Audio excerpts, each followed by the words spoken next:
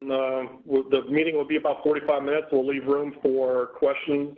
You can key in your questions in the chat window. Both I and Eric will keep an eye out for it, and we'll either answer it on the go or wait till the end and answer all the questions. So with that, Eric, go ahead. Sounds good. Chuck, can you still hear me? Yep, I can hear you good. Awesome. Yeah, I'm Eric Stone. I work as a bridge engineer in HNTB in our corporate delivery technology group. I work out of our Milwaukee, Wisconsin office, just across the pond from Chuck there. So I do a lot with software testing, training, figuring out the best ways to use bridge design software, such as Leap Bridge Concrete. So we'll talk about some of those validation strategies here today. So quick agenda, I'll talk about Leap Bridge Concrete in general. So if you're attending this webinar, you probably already know what it is, but we'll give a little overview and background a little bit, and then spend the bulk of the time talking about validation strategies. So certainly with any design software, the user needs to validate what comes out of the program. We can't simply assume the results are correct, or even if they are mathematically correct, we can't assume that they are appropriate for the structure that we're working on. Certainly validation should be and can be done by hand calculations, and that's certainly an important component of this. So I won't talk about that too much because that's less about the program. So I'll focus more about Leap Bridge Concrete and points in the workflow that you can target in order to do some validation. So I'll focus more on the substructure module. It used to be called RCP, but also touch on the superstructure module as well. So a quick background, Leap Bridge Concrete, as I think we all know, is Bentley's tool for typical concrete superstructure, substructure analysis and design. So a typical girder bridge like you see here to design the girders and the foundations as well, the piers and abutments. So Leap Bridge Concrete is what used to be the old standalone programs from Leap back when Leap was its own company. So things like CONSPAN and RCP or ConBox, all these different things. So at some point they took those and combined them together. For a while there it was called Leap Bridge Enterprise, but that went away, and so now there's just Leap Bridge Concrete, no more standalone modules. But still like to refer to the old programs because within the program, within Leap Bridge Concrete, it's not like they stripped it down and rebuilt it from the ground up. These modules, or these old standalone programs, still sort of exist within it, and so I still like to use the words CONSPAN and RCP because they're a little catchier than precast / pressed girder module, and people tend to know what I'm talking about when I say this. So I continue to use those terms.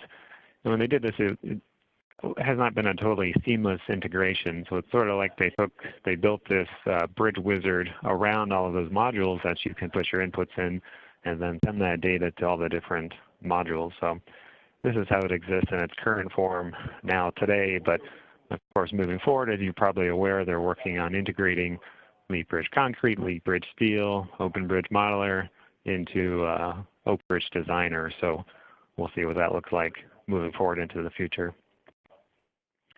So software validation, when you talk about design software and how to validate the output, it's usually not long before someone mentions the black box. And we're probably all familiar with the idea. We've probably all heard the saying, junk in and junk out, and that's certainly a valid concept. To me, that scenario is usually user error. Usually we're putting in something inappropriate. We didn't know what the programmer was asking for. You can usually catch that problem by checking the inputs or doing some research, looking at the technical guide and seeing what the program is looking for. And then, certainly if you put in something that's wrong, you can't really expect good results out. I've yet to see in the case where we put in junk and got good results, though I suppose that could happen. And really before this part of it, which is the step you decide in the early going, what's the appropriate type of analysis for this structure, and then what is the right tool from that. So before we even get to the point of putting stuff into the program, we may have already made a critical mistake, and everything we do is going to be junk. So hopefully we don't do that. But then there's another situation we have to look out for as well that I would say is maybe equally common as the junk in, junk out scenario, and that's the one where we put in goodness, good values, we can check our inputs, those are perfect. We put them in and then we still get junk out of the program. And so this is more when you have a bug in the program or when you thought your inputs were good, you really did, but the program is interpreting them in a way. So how do you know if you're getting junk out of the program? Certainly we can look at the results, but from these computer programs, not just Leap Concrete, but seems like pretty much any bridge design or structural analysis program nowadays, you get tons and tons of data from them, and then you have to go about and make sense of the data. So something like this, all these analysis results, are these good, are these junk, or are they worthwhile to use? Sometimes the core results, say these analysis results are good, then parts of the program downstream in the reporting or other features, graphing or whatever, those can have bugs as well. So it's easy to know if you have bugs, and if the analysis and this is all zeros, well, obviously that's not a good thing. If you look, you can notice that. But sometimes it's not easy to know that you have junk. So I'm going to use a food analogy since it's lunchtime. So if you're cooking a hamburger, it starts off looking a certain way, right? You can check that and you have some confidence that it's good and that what you put on the grill is going to be worthwhile. So if it comes out looking the same way, then obviously that's not good. It's junk. Something went wrong. Now, if you don't bother to even look at the result of your work, of your cooking, and you just chow down, that's not a good scenario to be in, obviously. This isn't sushi we're talking about. But what if you take a quick look at it, and that comes out looking cooked, but it really isn't cooked? So what if you take a quick look? So like my analysis results that I just showed, something happened there, and there's some significant loads, so maybe it's good, maybe it's not. But how do you really know? So some of the most troublesome issues can be subtle ones, where you think it's okay, go ahead, you have your lunch, you eat your food, you go about your day, and then you wake up with food poisoning. So you've got to validate your cooking and your computer output. So when you're thinking about how to validate your work, or if you found an issue and you're going back and you're doing that troubleshooting, I think it's useful to have a model of how the program works, at least something that may not necessarily have to be how the programming is set up, but at least a practical understanding of the steps and the workflow and what happens in the program. So this model that we tend to think off the top of our head about inputs in and outputs out is too simplified for most of these programs that we use. Concrete is not the most complex program in the world, but even still it's more complicated than this. So in my mind, it works like this. It's more like a series of black boxes. So this is my personal mental model of at least the substructure part of it, the RC component. This is based on my understanding of how the thing works, lots of personal experience, and lots of secondhand experience as well. And then you can come up with something that's similar for the other modules, CONSPAN and CONBOX and et cetera. So if you start in the main LeapBridge Concrete window, that's what you see when you first fire the thing up. Some certain inputs you can put in there. Then when you send those inputs to one of the modules to design one of the components, there is some amount of translation there that happens. So that's the first black box that happens. So you go into the module, you add some additional user inputs. Within RCPR, there's the auto load generation features. Nice, convenient, very popular to create loads. Those loads go into structural analysis. That's a black box. You don't get to see all those details. Some analysis results out of it. Those go into code check. That's another black box, and then you get out some design results. So there's a number of steps here, a number of places where something's wrong. So between each one of these black boxes then is a window into the program, into what it's doing. It's a spot where you can do some validation. Now obviously, whatever you're taking out of the program, be it design results or if you're taking the analysis results and pushing those to code checking outside the program, whatever you're taking out is the most important thing to focus on because that's the final output. But oftentimes you have to go back and look at some of these intermediate results to see what it's doing or to troubleshoot. So I'm going to use this sort of mental model as a way of talking about validation touch points within the. And we'll start off with looking at RCPR and then talk about some things. So the first part of all of this, starting in the main LeapBridge wizard. So when you fire up the program, you can put in your inputs. You can use the create bridge button, which sounds very promising, and you can create a bridge. Use a nice picture, and then everything's in there, so to speak, and then you can fire off these modules to work on the individual components there. But again, there's a bit of a black box that happens when you go from this program, which is, the code for this program is much newer than the code from these older programs. geometric capabilities of an RC pier are different than what's in leaf bridge concrete. I think that's an important thing to keep in mind. So an easy way to mitigate all the risk associated with this black box is just to skip this step. You can always just go straight to one of these modules and start your work. So, for example, I know a lot of people who, if they're going to do a girder design, they don't bother doing anything in the main wizard, and they just go straight to the superstructure tab and fire off the CONSPAN, do their work. They never update the leaf bridge concrete model. They just do their work in CONSPAN, and essentially it works like the old CONSPAN used to work. And I certainly do the same thing as well oftentimes. So for example, within leaf bridge concrete, the main window, here's a picture of a pier, pretty typical board pier. I want you to focus on the columns here with square and cross section, but I have these little reveals, probably 2 inches deep or something, a couple of them down the. So we can get those into leaf bridge concrete just fine if we want to for sketches or plans or whatever. But then when that gets to RC pier, you can see something different. We end up with something different. So we get revealed, we get sort of a pagoda pattern kind of a deal going on here. So this is not quite right. And there was other things that are not quite right either. So if you end up with this situation, you have to make adjustments to the inputs in RC pier to make that appropriate for the analysis that you're going to do. So if you do that, you save your RC pier, and then if you kick it back to leaf bridge concrete, how confident are you that your inputs, your real inputs that you worked on in RC pier, make their way into bridge concrete appropriately? And then if you go back to RC pier, they're also going to make that translation. So this is the type of problem that none of us really need in our lives, and that is kind of easy to avoid. As another example, I started modeling in the bridge concrete module. In case I had a skewed pier, so the pier was skewed at, let's just say, 30 degrees. So I entered that 30-degree skew value in leaf bridge concrete. I did it correctly. So I started with goodness in. That was a good value. We could check that and say, yeah, that's the right value. But then, so my input was good. I sent it into the black box, and it came out the other side. And that skew angle, everything else was right, but the skew angle was wrong. And so that black box I ended up with. I didn't realize it initially. I looked at the 3D model here. I looked at the inputs, and initially things looked right. The 3D model looked okay, but it wasn't fine.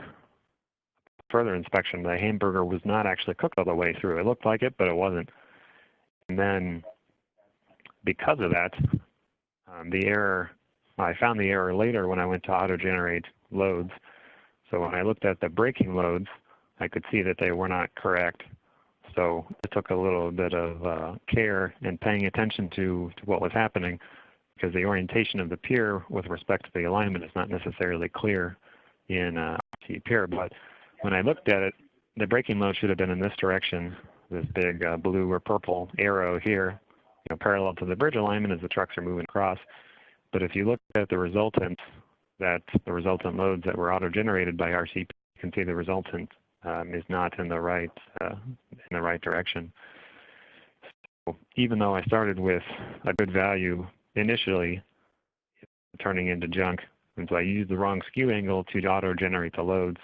So even though I started off doing something correctly, I ended up with the same old junk in, junk out. So that's another thing you have to look out for. Like with all these different steps in the program, things have an opportunity to break down. So moving on to the auto live load or automatic load generation black box. So certainly you can auto-generate live loads when loads break, all that type of thing, and that's a nice convenient feature of the program to make yourself more efficient and to do things quicker. But to recognize that the way those are computed is a black box. We need to make sure that what comes out of that is appropriate. The automatic live load generator is probably the most popular one and probably the biggest time saver. This is the one that's probably the hardest one to do outside the program. And more recent versions, they've added the details of that live load generation to the loads report, which is pretty nice. So for a given, if you print the report for a given live load case that's been auto-generated, so here LL1, it'll give you the background of that load. So this live load case was used because it maximizes forces in these particular members, and those forces come from this particular truck in these particular positions. It even gives you the multiple presence factor there as well. So given all of this, it makes it a lot easier to go back and back what these bearing reactions are and make sure that this is all appropriate. So this was a great thing that they did. Though I've noticed sometimes that these details will sometimes disappear on you as you go about and continue working on the model. So I would suggest when you get these, go ahead and print them to a PDF so the documentation and you don't lose them. But this was a nice thing. This gives you a nice window into what's otherwise a very dark, deep black box. And also because you have it readily available and to be available in a separate report as well. But it's important to go look at those, and you can make use of that. So you can mine that report to help you validate the load. So you can spot check those bearing values with some hand calcs at the make sure you've got your critical positions covered. But then you can look at the breadth of them too and get sort of a more a high-level look at where it's placing the trucks on your bridge. So this graph was created using those positions. So for each of the load cases, in this case, for this pier, we ended up with 40 load cases. This shows the truck positions. For load case number 1, we ended up with a truck here and a truck here. So 2 trucks total towards the right side of the pier. Whereas here, we've got 3 load cases in a row where there's 1 truck on the bridge in basically the same position. It's a little odd, but if you go and look at it, I'm pretty sure this pier has 2 lines of bearings. And so I think these 3 are 3 different longitudinal positions to maximize, I think, torsion and plus minus, and then probably maximum or something like that. But anyway, you can get an overall sense, and if you don't see any truck positions, say, over here, then certainly that means something's gone wrong. You can also get a sense of the spacing it's using across the pier transversely. So you can see the spacing from here to here is a certain thing, and you can look at your pier and think about whether or not that makes sense. So because you have those details that window into the program, you can look at what it's doing in sort of a high level, which is pretty nice. And because it's autogen, it's also worthwhile to test the sensitivity of those settings. So when you do the transverse positioning, you can say, oh, I want to use constant spacing or a variable spacing. And sometimes it's not clear what's best to use or what the effect is of those different things. And so I think sometimes it's worthwhile to try some different things and see what happens. So in this case, we're looking at the moments in the midspan between column 1 and column 2 for some different. So what's shown here is the moment from the envelope of live load positions. For all of these 40 different positions, what's the biggest moment? So in this case, you can see these 4 are all pretty similar, and a hand calc shows that these are all pretty much around the right answer. As a couple of these other ones, you get some unfortunate results, which kind of stands to reason if you learn about how the thing works. Kind of a side note here is that one thing we've noticed is that if you run the autogen with continuous beam reactions, so this is a subset of everything that you can do within here, but continuous beam reactions, if you choose the variable spacing, this input appears to have no effect. So given that it has no effect, and that's a problem apparently in the source code, so it's probably been in the Lee product for a long time, but don't waste too much time trying that out because it doesn't seem to function. Moving on to wind loads, or wind loads, braking loads, that type of thing, centrifugal. You can certainly look at the loads that are created by the program and use that to feel comfortable with what it's doing. And as you do that, you can notice some trends, and so I wanted to share some of those with regards to wind loads. So one of those is that the loads that it got at the top of the bearing, it's important for a slide I'll show later, but I think it's important to know that. So that's a choice they made. It's not at the top of the pier cap, it's at the top of the bearing. Another thing is that the vertical loads from overturning are applied only at the exterior girders. So for overturning loads on the superstructure, you just force couple on the exterior bearings. So that's one assumption to be made. Not every engineer would make that assumption, but I think it's important to keep in mind as you're doing the pier design and bearing design and everything to find that it's doing that. The other thing I'll say is to watch out for skews. So if you have a significant skew, I've noticed cases where the moment arm uses to calculate some of these loads has been incorrectly adjusted for skew. So if you have a skew, it definitely deserves scrutiny. And there's other potential issues with wind loads too, especially when you get to combining them with the load combinations and calculates the load, assuming the wind's from one direction, and then to capture the effect from the other direction, it puts a minus sign on everything, which would include the effect of these vertical loads. So even though the wind load autogen is convenient, sometimes you just have to not use it and do it by hand. Moving on to the structural analysis black box, this part seems to be more reliable than other programs. Knock on wood here, so I'm probably jinxing everybody. But the main key here is to look at the analysis model, the actual analysis model. So this would be a no-brainer if we were using a general finite element program, but with a program like this, it's sometimes easy to lose sight of what's actually being analyzed and to look too much at the 3D picture, which has gotten prettier and more complex as time goes on.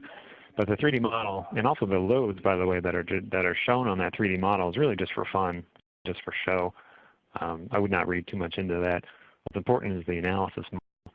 And with the past few versions, whenever they did the graphics up, one of the nice things about that was the graphics, but the ability to put dimensions on the model.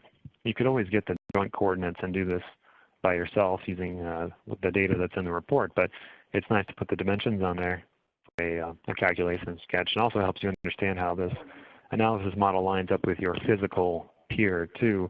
There's always questions about this cap frame element. Where does that lie in respect to the actual cap, which is important for determining how tall the pier really is. So things like that, if you're the doer and also the checker, you really need to understand what this thing looks like. This point of fixity down here, where is that exactly, and what are the boundary conditions precisely? So as an example of that, here's an abutment in the breached concrete. So this one has a fair amount going on here. We've got the offset back wall. We've got different elevations, front and back. We have varying beam seat heights, you can see, to make up for the cross slope of the bridge. And we've got a bunch of different loads in different places.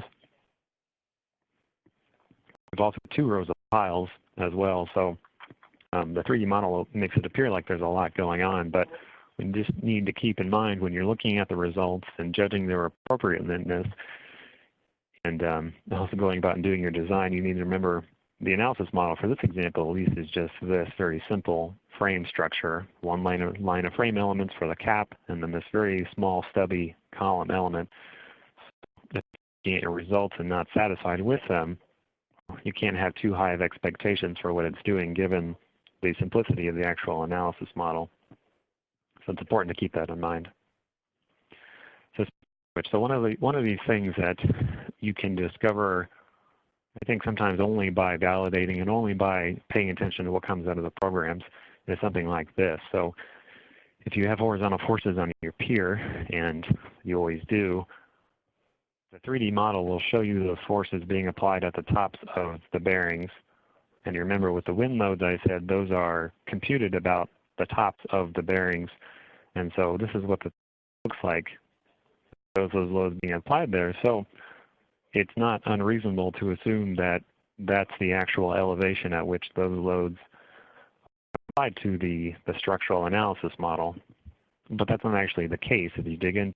So if you take a real simple pier example like this guy, this little blocky hammerhead here, and put some horizontal loads on them, and then play around with the bearing heights and seat heights, and then take a look at the bottom of the column moment that RC pier gives you, you'll know difference what these numbers are.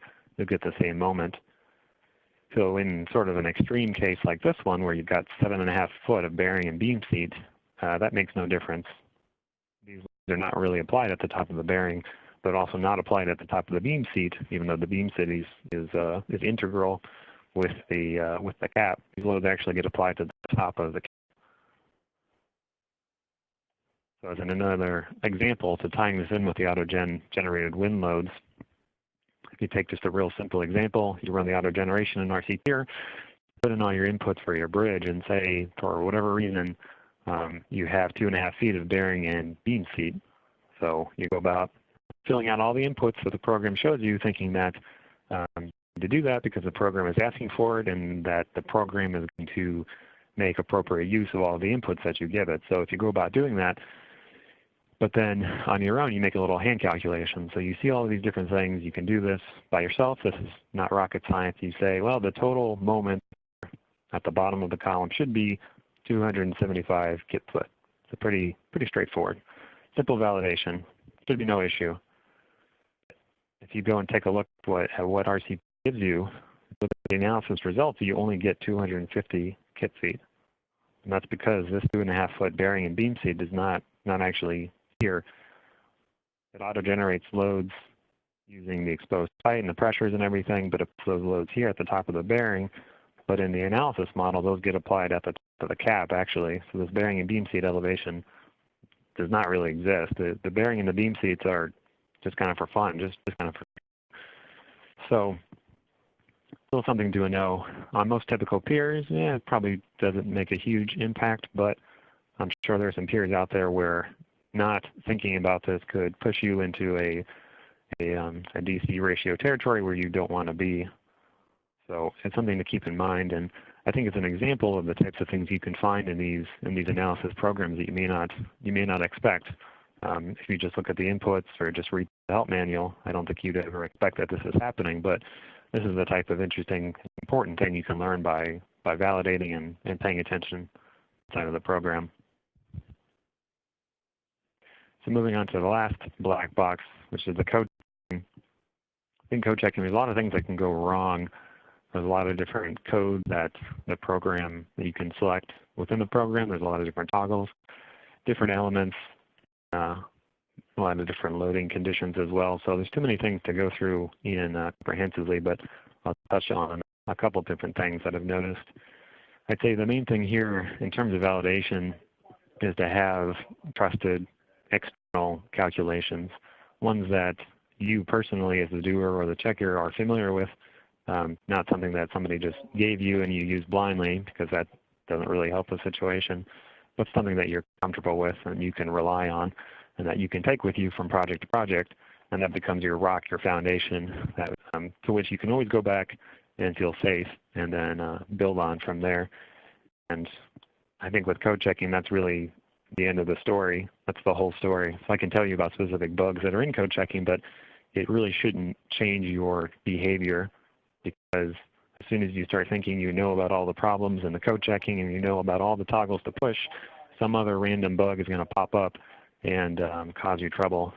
So many permutations of toggles and ways of using the program, there's really no way to know up front that you're definitely going to have a problem or definitely not going to have a problem. So at the end of the day, you always need to check your key results using something outside of the program. There's really no getting away from that. That being said, if you need to look into the program, there's a few things to do. If you're not aware, there are some detailed design reports which are super useful. So the traditional reports, which are here under the print dialog, these reports are convenient, but these are more of a summary output. So for all the different locations, here's the kind of the results, kind of the big picture things. So that's nice to look through up front. But again, the results might be fine, but the report function might be broken. So always have a little about that. But then if you want to dig into a specific in the program, that's where the design reports come into play. So for a given point of interest, here's all the nitty-gritty calculations step by step and code references and all that type of thing. So these reports are a little similar to the ones in Meat Bridge Steel, if you've used that before, which is really nice. So you can use these reports, use them. It can really cut down on the time that you spend validating, because you spend less time guessing what the program's doing. You can quickly see and determine whether or not it's correct, or whether or not it may be correct, but it may be a different interpretation than you want to rely on. And so it's nice to be able to see this So in my mind, these are a time saver as well as a quality tool. However, there's sort of some funny business with these. You don't always have access to these. In general, you have access to them when you set your shear method to the MCFT equation method. I think that's what they were intended to show, the intermediate steps of using that method. But there's some inconsistencies to that rule too. If you set components to the simplified method, but then at least one of the components, say you set your column to the MCFT equation, I've seen cases where you can still print detailed design reports for the cap and footing that show their flexure design, even though their shear method is simplified. But if you set everything to the simplified, you get no flexure detailed design report. So there's some funny business there, but regardless of how you set your shear method, or regardless of what settings you choose, having those reports is really useful. Like I said, a big time saver. So that's kind of the best thing I think they do for us. So as I talk to the folks at Bentley, this is something that I've been asking for because I think it's so useful. And so I would ask everybody on the call, if you have the opportunity to talk to Bentley, also please request that they expand the use of these detailed design reports, because it's going to make life better and easier for all of us using the program and improve quality for all of us.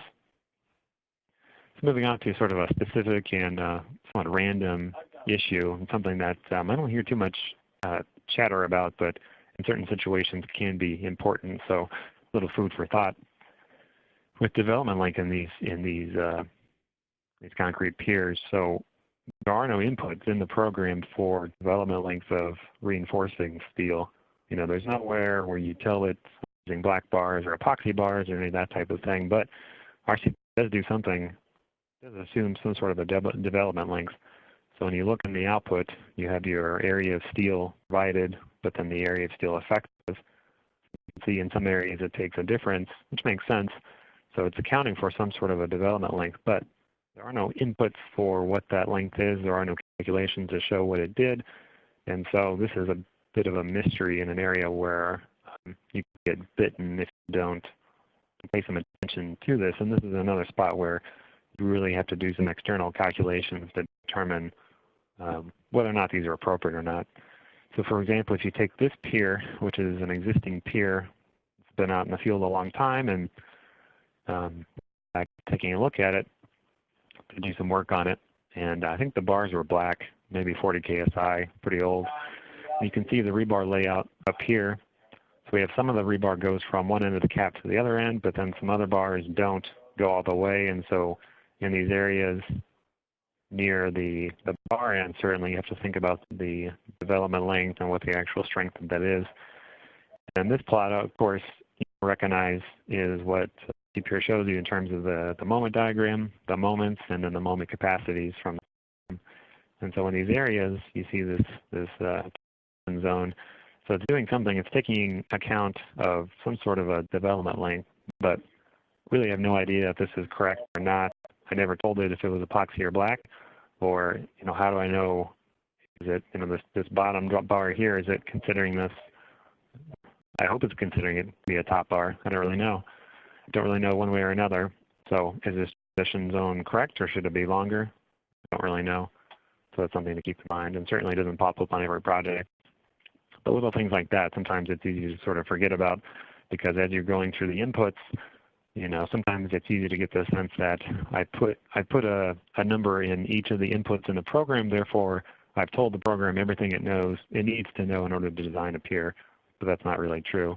It's easy to think that way as opposed to thinking about what does the code require, what do you actually need to design a pier, and then be able to think, the program didn't ask me about this, or the program is missing this. You'd that. So moving on to CONSPAN. So I won't stick with such a formalized map this to the mental model, but talk about a few things related to CONSPAN. So CONSPAN, of course, being the superstructure design. And really, CONSPAN is a line girder analysis program, and so when you're looking at the analysis results, your best friend is some external trusted calculator. So in my mind, a simple frame model in a different program, whatever that is, whatever fine and download program or utility program that you're happy with and comfortable with, just to check the analysis results. So there's no rocket science in setting one of these up and running, you know, your HL93 or vehicles on it and getting moments and shears, not only to the program, but also to check your understanding of what results are shown in a specific place in the report. So the questions like, you know, do these particular loads include impact? Do they include multiple presence factor? Little things like that that can make a big difference in your results. Sometimes it's a little hard to determine exactly what the program's doing. You may not have notes about what exactly is included. So to have a little model like this can help you answer those questions and feel good about the ground that you're standing on, making decisions. This is sort of a general point. Again, I won't talk about as many specifics because those specific bugs and issues are always in flux as they find things and fix things. And again, it shouldn't really affect our behavior when it comes to validation. So just as an example, the strand pattern window within CONSPAN is a nice window, gives you a lot of data. It's very useful, sort of a convenient dashboard type of thing. You can change your strands and then get results. Recently, we saw some issues with the stresses in that strand pattern window. Some of them weren't correct, and then some of them were getting flagged as not good, but they actually were good, and then vice versa as well. And so, you know, those issues I think have been fixed, those specific issues, but, you know, we noticed those issues. People reported those because they paid attention. They didn't just scan through this and say, oh, everything was good because nothing gets flagged. They actually went and looked at the numbers and compared it to their actual criteria, paid attention and noticed things. And I think that's behavior if we're going to use these programs. We always have things. So in this case, even though nothing appears to be flagged in this specific output, is that really the case? If we're doing this for real, if this actually matters, it's worth the time to take a look through this and actually make sure that the stresses that are created here are reasonable and that they actually do pass the criteria we're using. And again, I go back to this idea that, you know, the fundamental stresses might be okay, but some of these other little add-on features of the program, you know, the highlighting to show that something doesn't pass, you know, whatever algorithm decides what to highlight, that can also have problems. And then toggles, CONSPAN's big on toggles, and they're everywhere. I want to point out this one because this one is problematic at times. This girder by girder one, which is under show preferences, can have a big impact on your analysis results depending on what your looks like. But I've noticed cases where this toggle, the choice you make in this toggle does not stick to the model that you're working on. Sometimes it sticks to your, whatever you have set on your personal computer, not the model. I can't say it does this 100% of the time, but I've seen cases where it absolutely will not stick to the model. So maybe even though this decision about whether or not to use this should be on a model-by-model basis, so maybe you make the correct choice, maybe turn this on for the model that you're currently working on, but maybe you open up a model from last year on your last project. This is still on, even though back then a year ago you decided not to use it. So now you go and run it and you get different results. Why? Well, this is a place to look at. So this is something to keep your eye on. And then I would also recommend documenting whatever decision you make here and documenting that and attaching that to the model in the bridge description or somewhere else just to make everybody clear that, you know, this should be on or should be off for this particular model. And watch those live load distribution factors. That kind of goes without saying, but if analysis results, your shears, moments, whatever, aren't right, this is the first place to go and to check that. Given how important those are, it's worth taking those. So I'll try to wrap up here. We're running out of time. So always validate your models. I think most of us could agree on doing that, but I think it's a more serious thing than maybe a lot of people give credit to it. And check through too. And then as much as we can talk about button pushing and what the program does and LEAP versus whatever other programs and yada yada, all of that is less important than having the ability to design a pier or a girder or whatever yourself without the use of software. So technical training and engineering training is way more important than the specifics of what button does what specific bugs are there, because if you know how to design a pier, then regardless of what the pier program can do, you can make use of it. You can do your best to put in the inputs, and then you can look at what comes out of it and decide whether or not it's good, and then go from there. That is way more important. So if you're trying to allocate professional development training, I would focus on this first part above anything else. And then again, your best friend is a set of trusted calcs or simple analysis models. So, you know, as you go and work, it's good to collect, I think, a personal library of things that that you have control over, that nobody else can come along and mess with, but only you touch, and that you can pull up and rely on as you use these computer programs. So with that, I'll leave you with one quote that I like. Computer lets you make more mistakes faster than any invention in human history, with two exceptions, they're handguns and tequila. So with that, that's it. Thanks, Eric. If anybody has any questions on your dialog box, we have a Q&A area. Just put in your questions, if there are any questions. That was a good presentation, Eric. Thanks.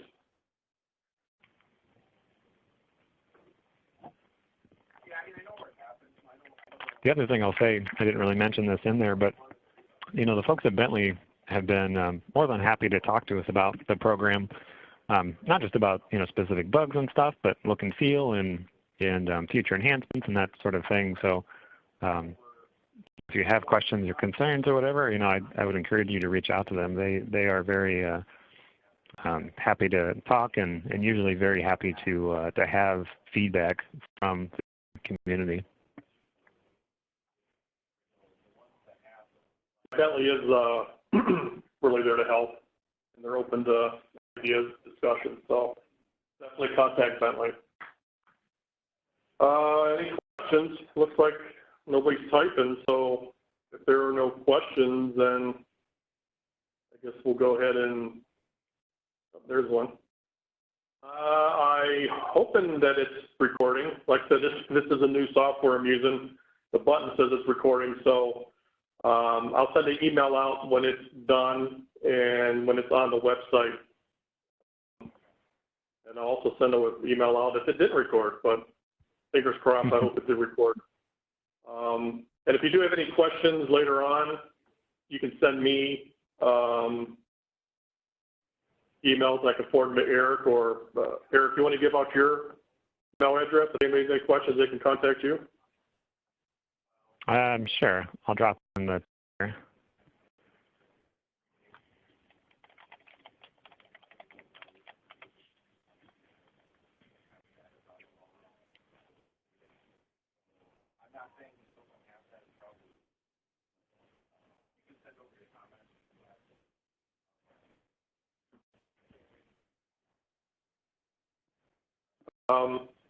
I don't see your address in there, but either way, you can send it to me. It's Chuck Krasik at bug.com. And to get PDHs, yes, if you signed in this webinar on your computer, I should have a log, and I'll send that to Bentley to get PDHs. If there are a bunch of you around the table with one computer, somebody needs to email me the list of participants, and I'm giving it till Friday. I'll send these names to Bentley by Friday. So if there's a multitude of people around the table, send me the people's name and email addresses, and I'll get your PDHs for you. So with that, I think we're all set. So thanks a lot, Eric. That was a great presentation. Welcome. And if nothing else, we will. We got next webinar is scheduled, I believe, for November 5th. And it's going to be topic on surveying with point clouds. I got to get verification on that. So there will be a webinar in November. So look for the email for that. And we are finishing up information on the upcoming 2-day Bentley conference. I'm hoping to have the venue reserved within the next week or two, then I'll send an email out. So keep an eye out for that email too. So thanks again, everybody, for joining the webinar, and we'll see you in a couple months.